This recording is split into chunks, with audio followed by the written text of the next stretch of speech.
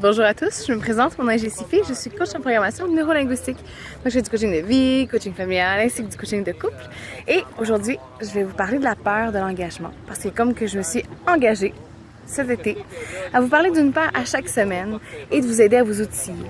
Donc aujourd'hui, c'est la peur de l'engagement. Alors j'aimerais ça parler avec vous de qu'est-ce que c'est réellement.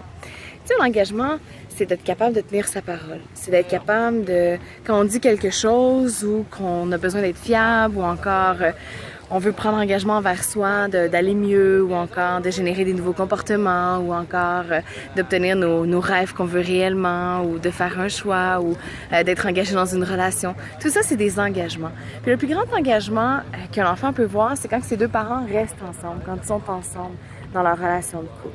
Par contre, si on a été élevé avec des parents qui ont de la difficulté à tenir leurs promesses ou encore à être capable de nous faire sentir en sécurité par rapport à nos engagements, qu'on a la capacité de les atteindre, peu importe les objectifs, qu'on est capable de se retourner sur un dissous rapidement pour être capable de générer autre chose quand on se trouve mal pris ou dans des imprévus.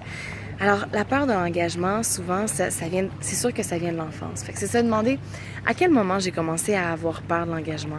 C'est quoi, qu'est-ce que ça représente un engagement pour moi? Est-ce que ça représente beaucoup d'insécurité ou de ne pas être à la hauteur de pouvoir le tenir, cet engagement-là?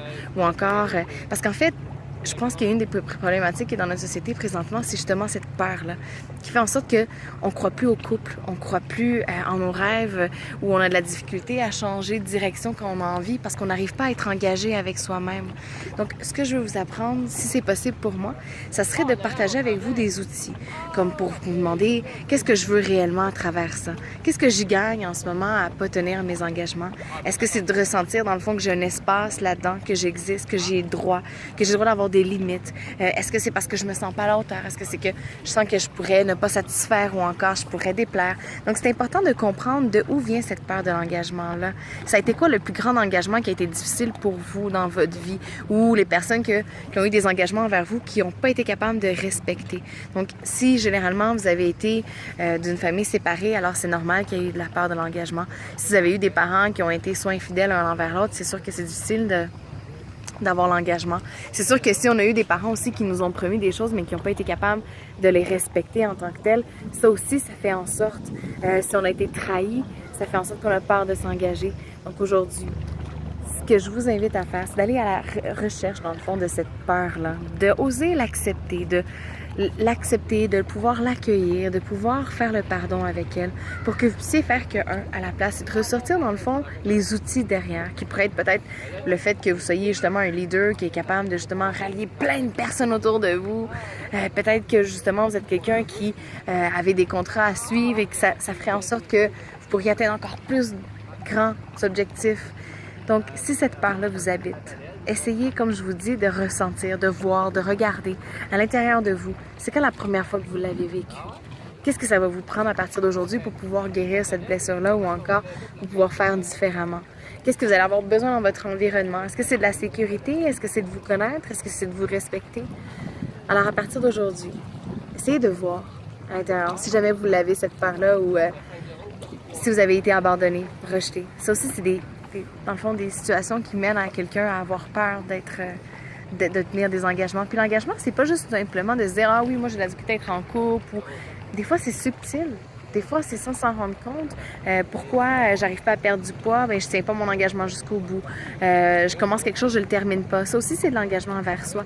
Donc, si on n'a pas été félicité par rapport aussi à nos engagements quand on était plus jeune ou par rapport à nos initiatives qu'on a prises, parce que c'est un engagement envers soi quand on fait une initiative, mais que ça n'a pas été honoré ou reconnu dans l'environnement. Alors aujourd'hui, vous, cette peur-là, à quel point elle a de l'influence dans votre vie? Qu'est-ce que vous voulez? Est-ce que vous voulez continuer, dans le fond, de subir à partir de cette peur-là? Vous avez envie de faire de cette peur-là votre allié, de concevoir avec elle. Parce qu'il y a une force. Il faut juste oser aller chercher plus loin. Qu'est-ce qui se trouve derrière?